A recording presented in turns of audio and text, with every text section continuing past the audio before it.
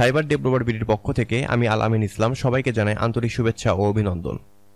আজ আমি আপনাদের সাথে শেয়ার করব কিভাবে সাইবার ডেভেলপার বিডির ক্লায়েন্ট এরিয়া থেকে ভিপিএস রিস্টার্ট করতে হয়। অনেক সময় ভিপিএস এর রিসোর্স ফুল ইউজ হওয়ার কারণে ভিপিএসটি ডাউন হয়ে যায় বা অফলাইন হয়ে যায়। তাই সেই সময় ভিপিএসটি রিস্টার্ট করলে ভিপিএসটি স্বাভাবিক অবস্থায় ফিরে আসে। তাই ভিপিএস রিস্টার্ট করার প্রয়োজন পড়ে।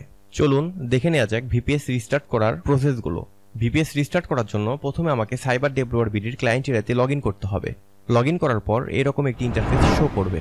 এখান থেকে আমি সার্ভিস অপশনে ক্লিক করছি এবং ভিউ অপশন থেকে অ্যাক্টিভ সার্কেল বাটনে ক্লিক করছি যাতে আমার অ্যাক্টিভ সার্ভিসগুলো দেখা যায়।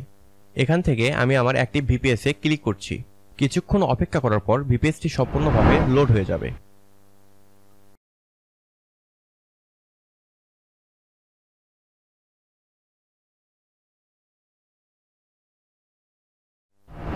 এখান থেকে আপনি আপনার ভিপিএসটি সেটিংস করতে পারবেন, উইন্ডোজ রিইনস্টল করতে পারবেন, আর অনেক ধরনের কাজ করতে পারবেন।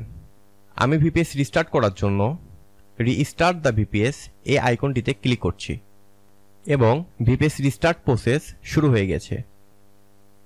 এখানে কিছুক্ষণ অপেক্ষা করতে হবে ভিপিএসটি রিস্টার্ট হইতে।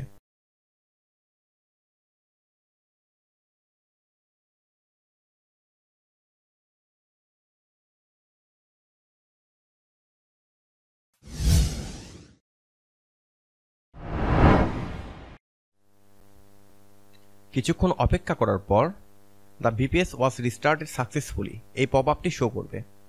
এইভাবে খুব সহজেই সাইবার ডেভেলপার বিডির ক্লায়েন্ট এরিয়া থেকে ভিপিএস রিস্টার্ট করা যায়। আপনাদের অসংখ্য ধন্যবাদ ভিডিওটি শেষ পর্যন্ত দেখার জন্য। আবার দেখা হবে আগামী কোনো টিউটোরিয়ালে। এ পর্যন্ত সবাই ভালো থাকবেন, সুস্থ থাকবেন। ধন্যবাদ।